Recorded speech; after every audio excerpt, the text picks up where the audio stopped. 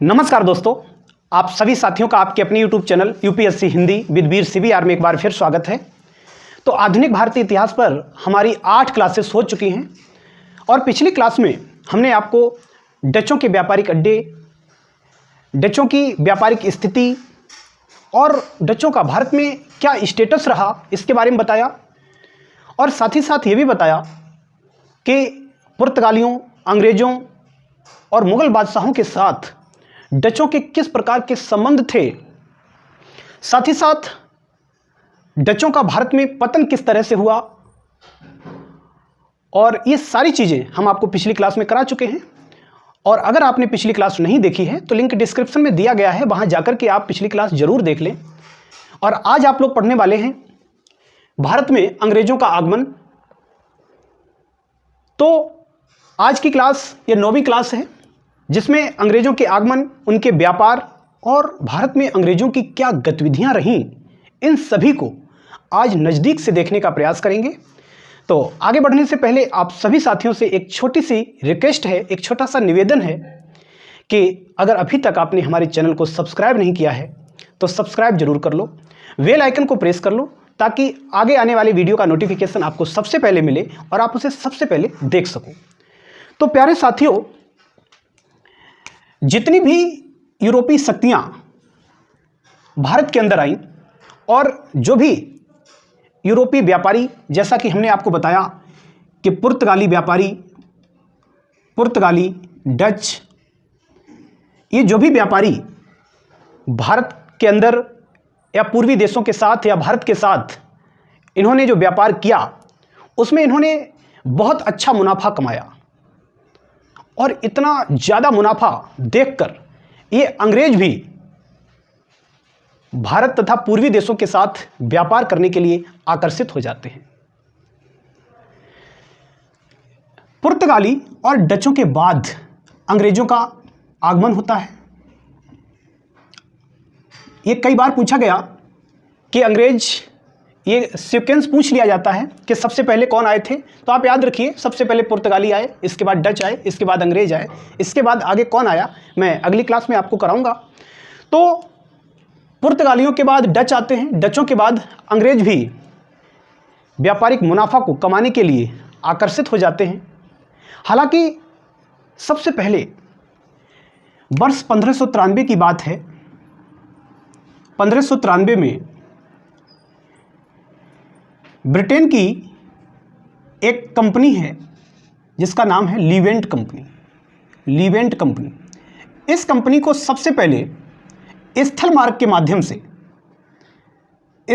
माध्यम से पूर्वी देशों के साथ व्यापार करने की अनुमति मिली थी।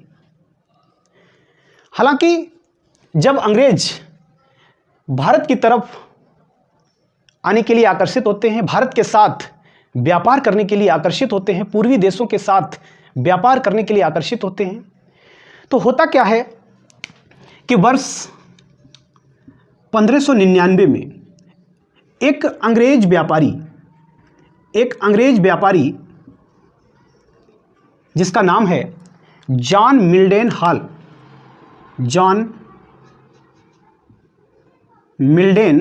हॉल, ये भारत आता है। लेकिन देखा जाए तो जितनी भी यूरोपीय शक्तियां भारत और हिंद महासागर में जिन्होंने अपनी स्थिति को मजबूत किया, भारत में और हिंद महासागर के अंदर जितनी भी यूरोपीय शक्तियों ने अपनी स्थिति को मजबूत किया, उनमें सबसे ज़्यादा अगर देखा जाए तो स्थिति अंग्रेजों की मजबूत रही।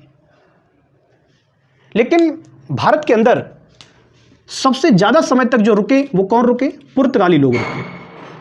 ये लोग 1498 में आए थे और 1961 में ये भारत छोड़कर जाते हैं।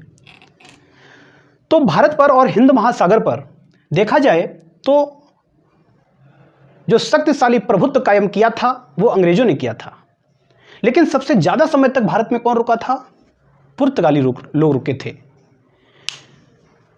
होता क्या है कि जो अंग्रेजों ने अपनी सफलता का जो भारत के अंदर जो परचम लहराया है, खास तौर से इसके पीछे 2 रीज़न हैं कि पहला तो रीजन ये है कि इन्होंने सबसे पहले अपनी सैनिक शक्ति को विकसित किया, सैनिक शक्ति को मजबूत किया, सैनिक शक्ति को सुदृढ़ किया, और साथ ही साथ इन्होंने राजनीतिक शक्ति का भी इन्होंने सहारा लिया, और तब जाकर के इन्होंने भारत के अंदर इस तरीके का अपना परचम लहरा पाया। तो इन्होंने सैनिक शक्ति को भी पहले मजबूत किया और राजनीतिक शक्ति का भी सहारा लेकर के ये भारत के अंदर अपने पैरों को जमाने में सफल हो गए। लेकिन वर्ष 1600 में भारत में अर्थात दिल्ली में मुगल सत्ता कायम थी। मुगल सत्ता कायम थी, और जो मुगल सम्राट था वो कौन था? मुगल सम्राट ये कौन थे? अकबर थे। और ये कब से कब तक रहते हैं? ये 1556 में बैठे थे और 1605 तक ये रहे हैं। तो 1600 की अगर बात करें तो दिल्ली में मुगल सत्ता कायम थी, मुगल सम्राट अकबर थे जो 1556 में बैठे और 1605 तक ये रहते हैं। और व्यवसाय पर क्या था? पुर्तगालियों का अधिकार था। यहाँ लिख लीजिए, इस समय क्या था? व्यवसाय पर पुर्तगालियों का अधिकार था। दूसरी तरफ अगर हम ब्रिटेन में देखें कि 1600 में क्या था, तो ब्रिटेन के अंदर महारानी एलिजाबेथ प्रथम का शासन था। महारानी एलिजाबेथ प्रथम इनका शासन था, और इन्होंने वहाँ पर अपनी मृत्यु तक इन्होंने शासन संभाला। एलिजाबेथ प्रथम की जो मृत्यु होती है ये 24 मार्च 1603 में इनकी मृत्यु हो जाती है। इन्होंने अपनी शादी नहीं की थी, ये कुंवारी थी, और इसीलिए इनकी कोई संतान नहीं थी। इन्होंने क्या किया, इधर साफ किए दे रहे हैं, महारानी एलिजाबेथ प्रथम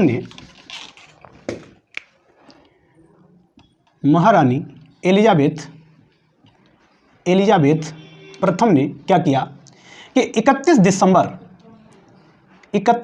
दिसंबर सन 1600 में इन्होंने एक आदेश पत्र जारी किया, और आदेश पत्र जारी करके एक व्यापारिक कंपनी का ये गठन करती हैं और इसे नाम देती हैं east India company.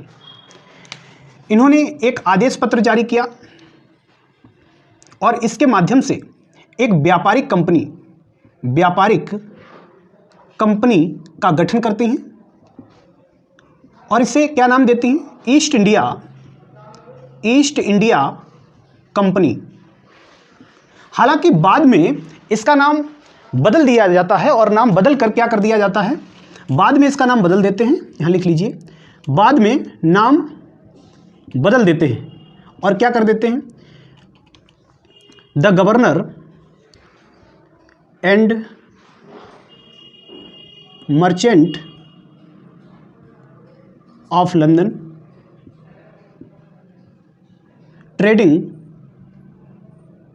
Into the east India's. बाद में नाम परिवर्तित करके इसका ईस्ट इंडिया कंपनी का नाम जब बदल दिया जाता है तो नया नाम इसका रखा जाता है the governor and merchant of London trading into the east India's. हालांकि महारानी एलिजाबेथ ने अपनी इस कंपनी को, जो कंपनी इन्होंने बनाई थी, इस कंपनी को पूर्वी देशों के साथ 15 वर्षों के लिए व्यापार की अनुमति दी थी।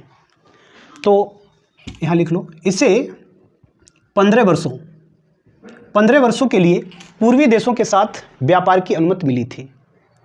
होता क्या है कि एलिजाबेथ हैं, इनकी 24 मार्च 1603 में इनकी मृत्यु हो जाती है। और इसके बाद जो ब्रिटेन का शासक बनता है, अब जो शासक बनते हैं, अब शासक जेम्स फर्स्ट बनते हैं। कौन बनते हैं? James first. और इधर भारत में 1605 में अकबर की भी मृत्यु हो जाती है। अकबर की मृत्यु हो जाती है।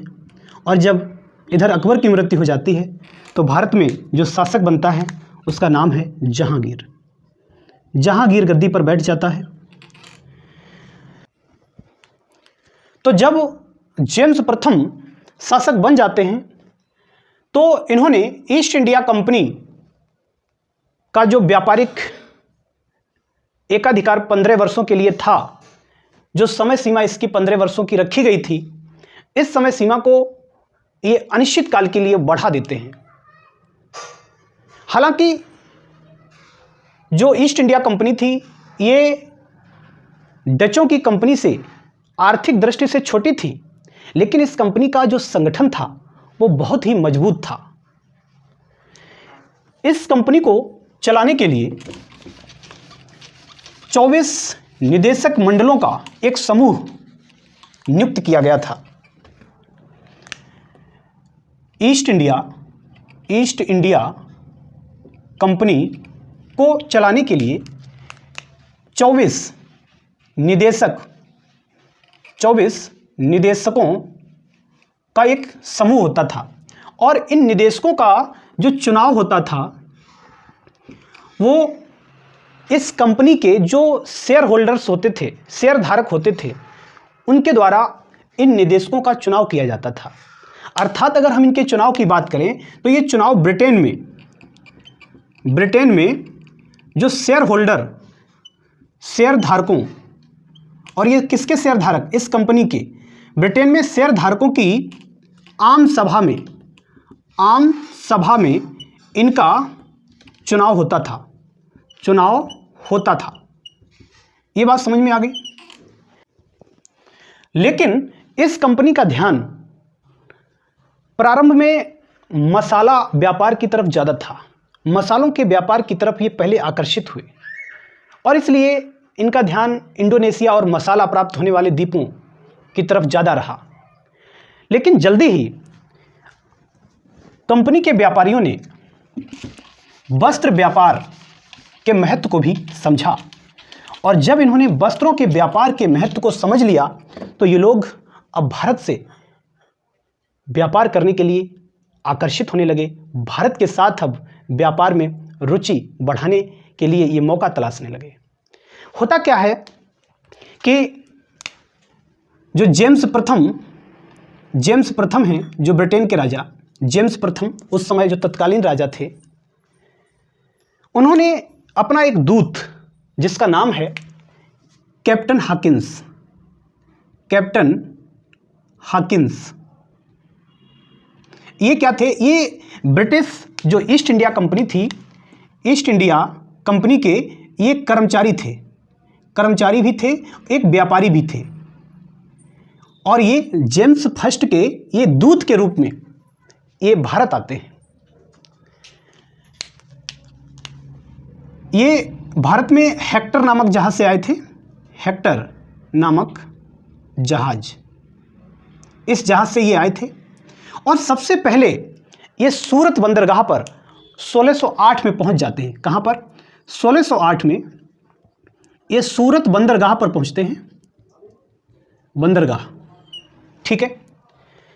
लेकिन जो पुर्तगाली व्यापारी थे, पुर्तगाली लोग थे, वो ये सोचते थे कि कैप्टन हाकिंस मुगल दरबार तक ना पहुंच सके, क्योंकि अगर ये मुगल दरबार तक पहुंच जाएगा, जहांगीर के दरबार तक पहुंच जाएगा, तो कहीं न कहीं इसको भी व्यापार करने की छूट मिल जाएगी, व्यापार करने की अनुमति मिल जाएगी। तो इसलिए पुर्तगालियों ने पूरा प्रयास किया कि कैप्टन हाकिंस मुगल दरबार तक न पहुंचे और यहाँ तक कि पुर्तगालियों ने कैप्टन हाकिंस के जहाज को भी पकड़ लिया था। लेकिन फिर भी वर्ष 1609 में ये जहांगीर के दरबार में पहुंच जाते हैं। जहांगीर के पास पहुंच जाते हैं। कब? 1609 में। और जहांगीर भी खुशी खुशी इनसे मिलता है, इनका आदर करता है। और कैप्टन हॉकिंस जो भी कह सकते हैं कि उपहार लेके गए थे, उन उपहारों को भी जहांगीर ने खुशी खुशी स्वीकार किया। लेकिन जो कैप्टन हॉकिंस था, ये तुर्की भाषा, फारसी और अंग्रेजी भाषा, इनका बहुत अच्छा ये जानकार था। और इसलिए कैप्टन हॉकिंस ने जहांगीर से तुर्की भाषा में वार्तालाप किया। वहाँ किस भाषा में? तुर्की भाषा में इसने वार्तालाप किया। और जब तुर्की भाषा में वार्तालाप करता है तो जहांगीर बहुत ही खुश होता है।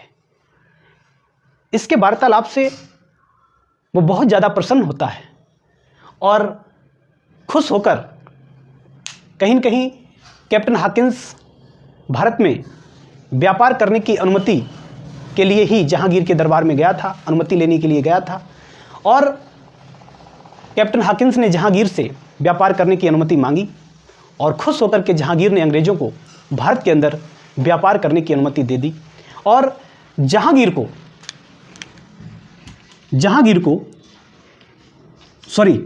कैप्टन हॉकिंस को जहांगीर ने क्या किया कि 400 मनसबों का मनसबदार बना दिया। क्या बना दिया? मनसबदार। ये मनसबदार एक विशेष प्रकार का पद होता था।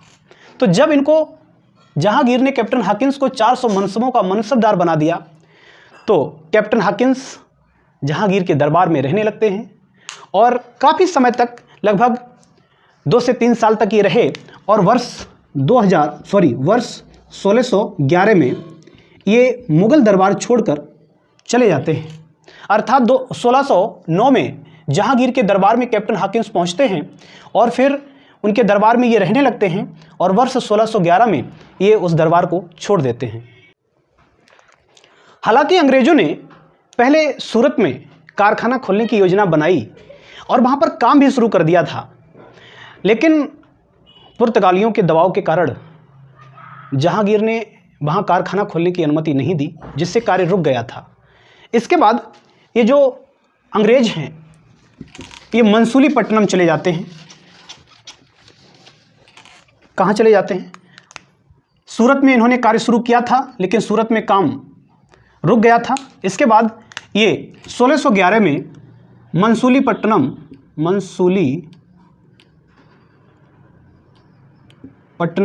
चले जाते हैं। कब? 1611 में। और यहाँ पर एक अस्थाई कारखाना खोलने की योजना बनाते हैं और यहाँ पर अस्थाई कारखाना इसको खोलने के क्रम में काम भी शुरू हो जाता है। लेकिन होता क्या है कि इधर वर्ष 1612 की बात है, सूरत के पास एक स्थान पड़ता है स्वाली। सूरत से लगभग ये 12 किलोमीटर की दूरी पर है स्वाली नामक स्थान। और ये एक बंदरगाह है। बंदरगाह यहाँ पर क्या होता है कि इस स्थान पर पुर्तगालियों का कब्जा है, पुर्तगालियों का यहाँ पर एकाधिकार है। पुर्तगाली ये चाहते हैं कि किसी प्रकार से यहाँ पर अंग्रेज़ों का प्रभुत्व ना हो पाए, अंग्रेज यहाँ पर दखल ना दे पाएँ। तो इसलिए यहाँ पर क्या होता है कि पुर्तगालियों ने कुछ अंग्रेज व्यापारियों को बंधक बना के रखा था और इसलिए कैप्टन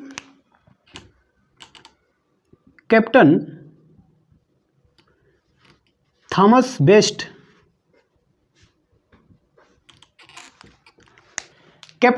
बेस्ट ने यहाँ पर 29 नवंबर